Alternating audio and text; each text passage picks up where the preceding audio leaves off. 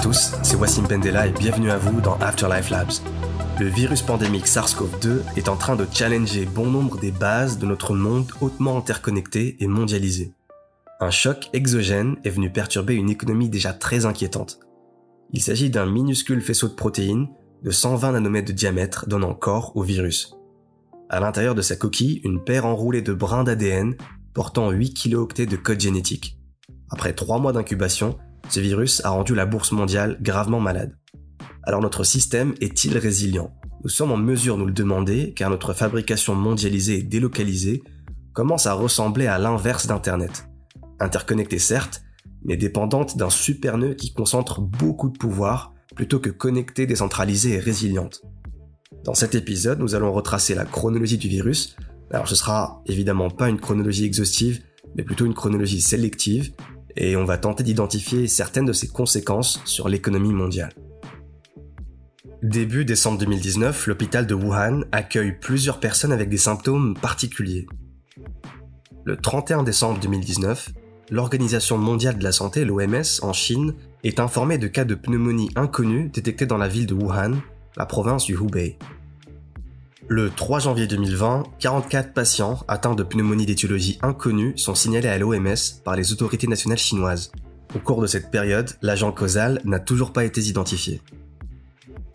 Le 5 janvier 2020, l'OMS conseille de ne surtout pas bannir de vol depuis ou vers la Chine. Jusque-là, il n'y a pas de conséquences économiques visibles. Des lanceurs d'alerte chinois comme Li Wenliang tirent la sonnette d'alarme mais ils sont rapidement muselés ou mis en quarantaine forcée. D'autres disparaissent malheureusement. Le 7 janvier 2020, les autorités chinoises identifient un nouveau type de coronavirus et lui prêtent le nom temporaire de 2019 nCoV. Le 9 janvier 2020, le Centre chinois de contrôle et de prévention des maladies met à disposition la séquence du génome du 2019 nCoV. Alors qu'a-t-on appris de l'analyse génétique du coronavirus ? Un virus, comme un être vivant, est porteur d'informations génétiques, à partir de laquelle il va fabriquer ses protéines et se multiplier chez son hôte. Le génome de ce coronavirus compte environ 30 000 nucléotides, une série de 4 briques élémentaires représentées par la lettre A, U, C et G. Et séquencer, c'est tout simplement établir dans quel ordre ces briques sont organisées. Ensuite, il est possible de comparer la nouvelle séquence avec celle déjà présente dans les bases de données. En réalisant ce travail, on a pu constater qu'un autre virus, prélevé en 2013 en Chine chez une chauve-souris, possédait un génome similaire à 95%. Et c'est là qu'on a conclu qu'il était donc probable que 2019 nCoV trouve son origine chez cet animal. Mais la transmission ne s'est peut-être pas produite directement entre la chauve-souris et l'humain, car pour un passage à une autre espèce, il faut des contacts nombreux et répétés.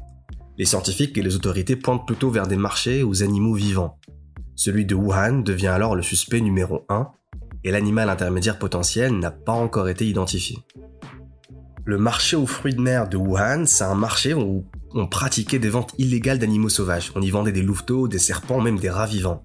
Ce sont des symboles de distinction sociale, ces mets sont vendus en plus au prix fort. Le pangolin, qui est le mammifère le plus braconné au monde, se vend environ 500 yuan, soit 60 € pour 500 grammes. Et pour un animal vivant, les prix doublent. Ces pratiques sont cependant de plus en plus controversées et remises en question, notamment par les nouvelles générations habitant les métropoles.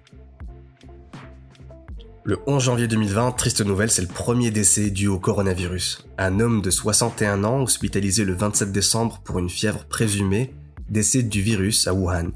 Et la Chine ramène le nombre de personnes infectées par le virus à 41. Le 13 janvier 2020, le premier cas de coronavirus confirmé en Thaïlande.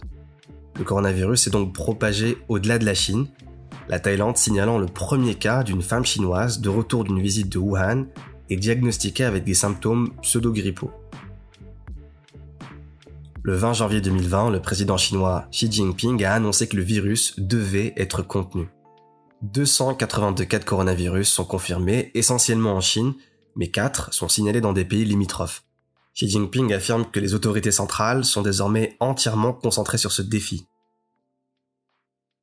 Le 22 janvier 2020, l'OMS joue toujours les prolongations pour décider si l'épidémie de coronavirus constitue une urgence de santé publique de portée internationale ou non. Formulé autrement, l'OMS doit décider si oui ou non l'épidémie de coronavirus constitue un risque pour la santé publique dans d'autres pays en raison d'une propagation internationale et qui requiert une action internationale coordonnée. L'enjeu est de taille, cette décision aurait des conséquences considérables en termes de restrictions de commerce et de circulation. Et pendant que l'OMS tâtonne, la Chine démarre le projet de construire un hôpital en 10 jours et annonce la mise en quarantaine de millions de personnes dans la région de Wuhan. Le pays affiche ainsi sa volonté de mieux contrôler l'épidémie et de diminuer les risques de propagation mondiale. Niveau communication, l'enjeu ici est double. En interne, d'abord, il s'agit de rassurer la population en lui donnant l'illusion que l'autorité a la capacité de maîtriser la crise, en martelant que tout est sous contrôle du pouvoir de Xi Jinping. Celui-là même qui surveille sa population dans ses faits et gestes grâce aux 600 millions de caméras à reconnaissance faciale installées dans l'espace public chinois. À l'international ensuite, car la Chine en pleine expansion économique sur tous les continents via le développement tsunamiesque des nouvelles routes de la soie et au coude à coude avec les États-Unis pour assurer sa suprématie planétaire, veut démontrer qu'elle n'a besoin de personne et qu'elle peut contenir ce type de crise sans aucune assistance. Le contraire serait un signe de vulnérabilité ou de faiblesse du Parti communiste chinois. Le 23 janvier 2020, à Genève, l'OMS décide de ne pas considérer l'épidémie comme étant une urgence de santé publique de portée internationale. Pourtant, de l'autre côté, Pékin annule les festivités du Nouvel An chinois afin de contenir le virus. Action hautement symbolique. Les Pékinois se rassemblent habituellement à cette occasion par centaines de milliers dans des parcs pour assister aux traditionnelles danses du lion et du dragon. Eh bien, ce sera pour l'an prochain.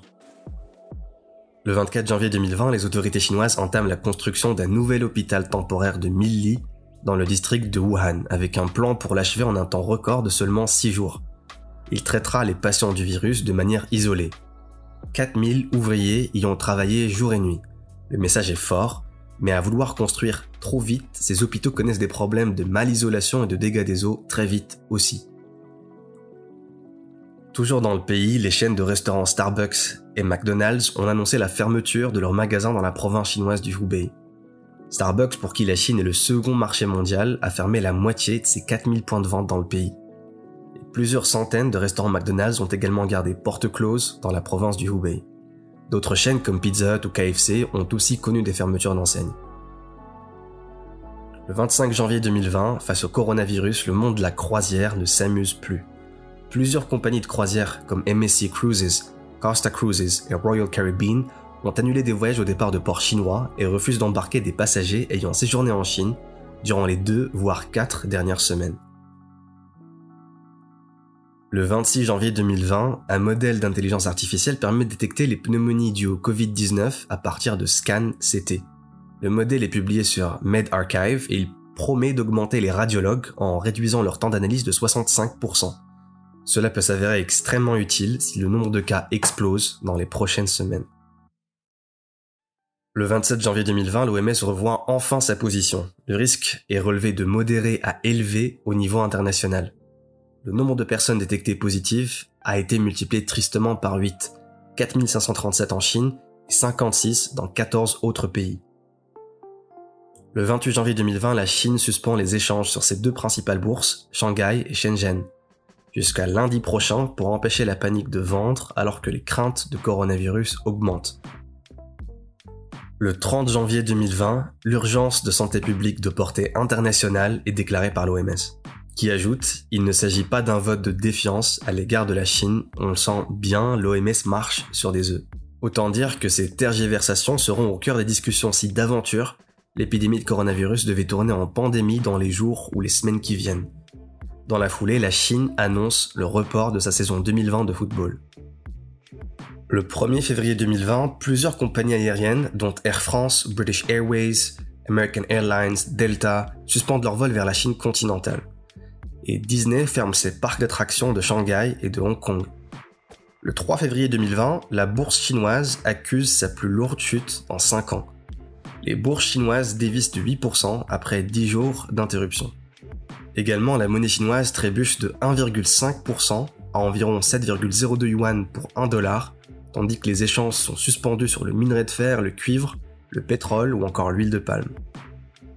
Et puis le cours du mastodonte taïwanais d'électronique Foxconn s'effondre de 10% dès l'ouverture de la bourse. Le 5 février 2020, après avoir connu une folle ascension les jours précédents, l'action Tesla chute en bourse.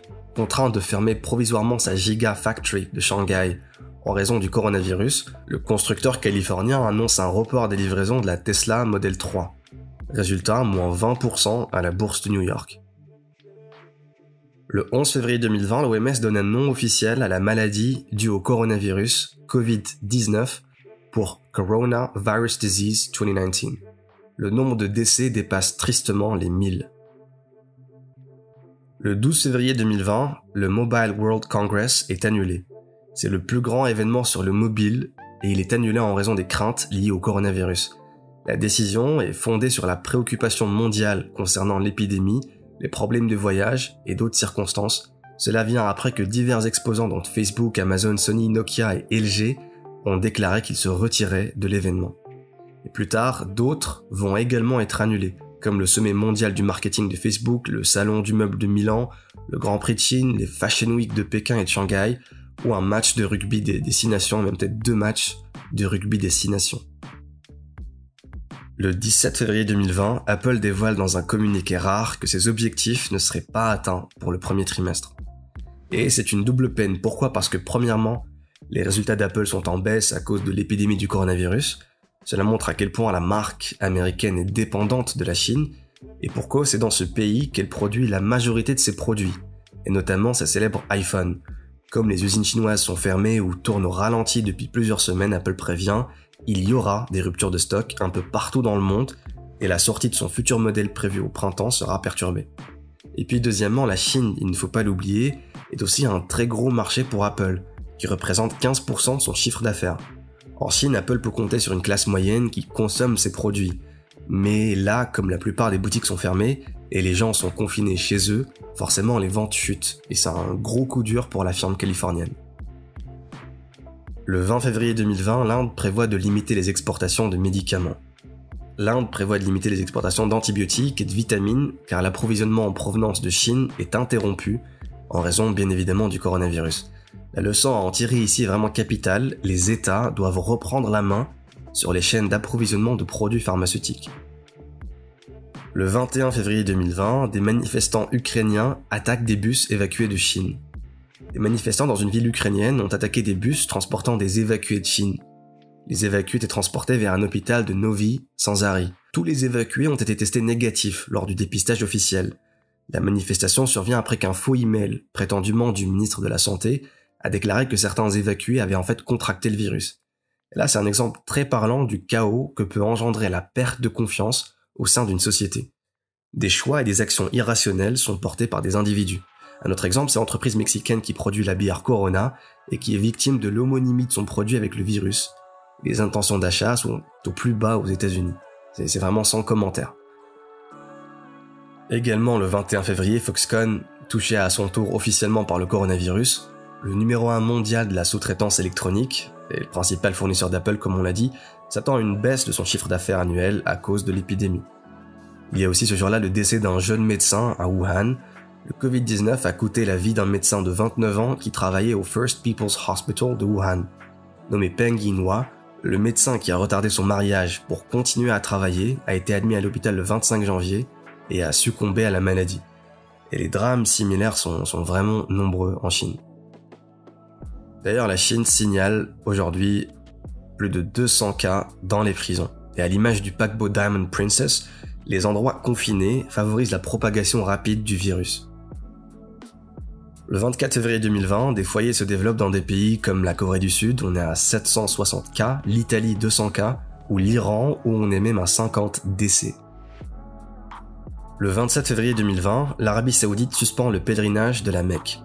Le royaume d'Arabie Saoudite a temporairement interdit toutes les visites religieuses à la Mecque et à Médine, les lieux saints islamiques, dans le but d'empêcher la propagation du virus. Et on commence à voir plusieurs pays suspendre les rassemblements de grande envergure. Et puis plus tard, on va commencer à voir les pays aussi interdire des rassemblements de moyenne envergure. Également le 27 février, une ville chinoise annonce offrir jusqu'à $1400 aux personnes qui se déclarent malades du Covid-19. C'est Canjiang, dans la province du Hubei, qui a annoncé une récompense de 10 000 yuan pour les personnes présentant des symptômes de Covid-19 qui se signalent aux autorités. Et la récompense sera accordée aux cas confirmés. Par ailleurs, Microsoft annonce que les prévisions pour son troisième trimestre fiscal 2020 ne seront pas tenues pour l'activité More Personal Computer. Il s'agit de la catégorie matérielle qui regroupe Windows 10, la recherche Bing, les produits Surface et la Xbox. Concernant Foxconn, l'entreprise offre des primes aux employés chinois qui viennent travailler. Des mesures d'exception sont mises en place. Le groupe chinois a mis en place un service gratuit de navettes, de repas et d'hébergement afin de motiver ses employés à revenir travailler dans les usines. Il n'est évidemment pas question de mettre en péril la vie ni la sécurité des travailleurs. Foxconn a indiqué qu'il allait même intensifier ses mesures de désinfection dans ses usines. Il promet également des primes pouvant aller de 5 000 à 7 000 yuan, donc de 710 à environ 995 €, et ce n'est pas le seul à avoir recours à ce type de mesures pour stimuler le retour des travailleurs dans leurs usines. Un chien a été testé positif au coronavirus à Hong Kong. C'est un Poméranien et il a été testé positif parce qu'il aurait contracté le virus de son propriétaire infecté. Le chien n'a présenté aucun symptôme et a été testé faiblement positif et il est actuellement en quarantaine pendant 14 jours. Le 29 février 2020, le Brent tombe sous les $50. La Chine, c'est le plus grand importateur de pétrole et de gaz au monde, par conséquent les prix du pétrole ont chuté, en grande partie à cause de la restriction des voyages et du ralentissement de l'activité économique en Chine. Et cela affecte également le marché du gaz naturel liquéfié qui était déjà faible en raison de l'offre excédentaire. Toujours le 29, les bourses signent leur pire semaine depuis la crise de 2008. Les bourses européennes ont clôturé en forte baisse, mettant fin à la pire semaine jamais enregistrée depuis la crise financière de 2008, tandis que Wall Street poursuivait sa descente aux enfers. En 7 jours, la panique boursière a fait disparaître pour 6 000 milliards de dollars d'actifs, soit la quasi-totalité des mouvements haussiers depuis l'été dernier. Et plus inquiétant encore, l'or dégringole à son tour, et c'est un signal de panique sur les marchés. Depuis le début de la crise sanitaire du coronavirus, l'or a grimpé, profitant de son statut de valeur refuge.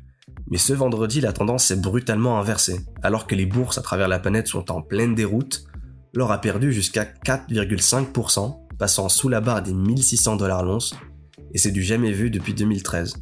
Cette situation rare montre à quel point certains investisseurs sont pris à la gorge.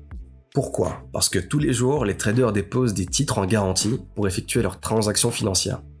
Quand la valeur des titres chute, un appel de fonds est exigé. Et pour y répondre, dans des situations très agitées, il faut trouver du cash rapidement et donc céder en urgence ses actifs sûrs.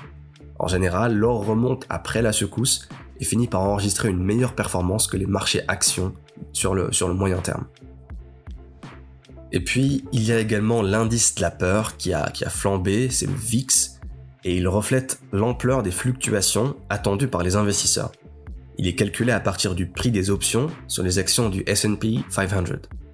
Cet indice de volatilité implicite appartient à la bourse de Chicago, il existe depuis les années 90.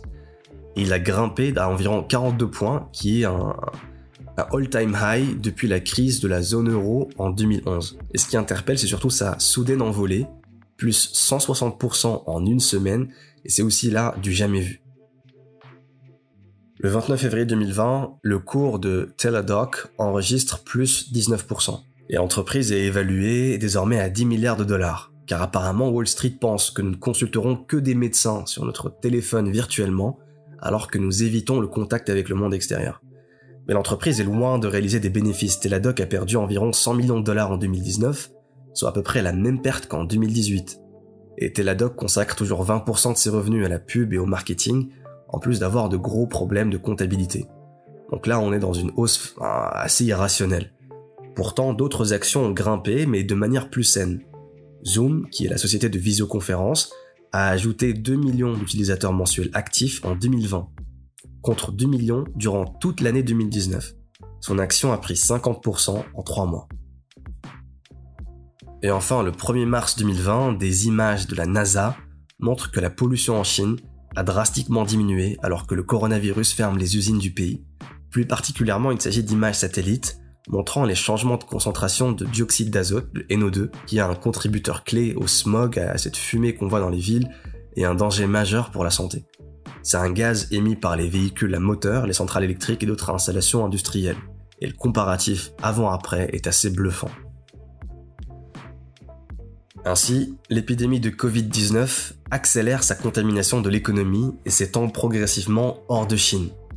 De plus en plus d'entreprises multiplient les mesures pour éviter la propagation du virus Et il y a des secteurs plus touchés que d'autres. Parmi ceux-ci, on a l'automobile, le tourisme, le luxe, les chaînes d'approvisionnement et l'industrie pharmaceutique, comme on l'a vu à travers certains exemples.